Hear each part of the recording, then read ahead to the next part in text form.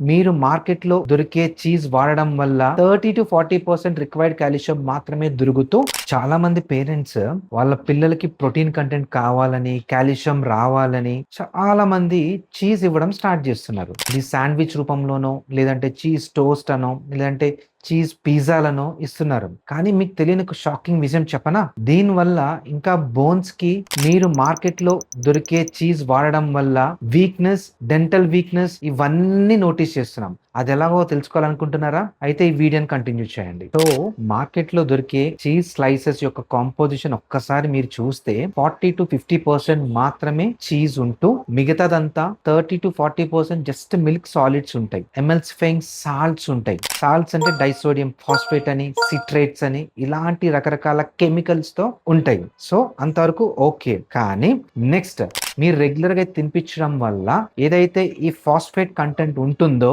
అది కాల్షియం కి నెగేట్ చేసుకుంటూ బోనీ వీక్నెస్ ని తయారు చేస్తుంది. అండ్ సాల్ట్ కంటెంట్ అనేది అన్నెసెసరీ ఎలివేషన్స్ సాల్ట్స్ పెరుగుతాయి బాడీలో.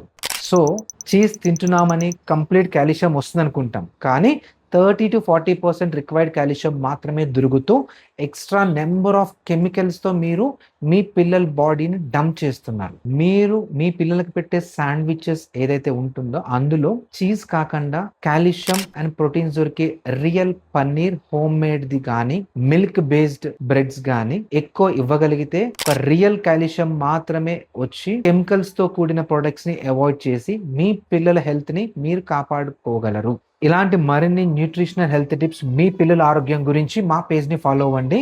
హాయ్, నేను మీ doctor Kirtiman Kancharla, consultant paediatrician.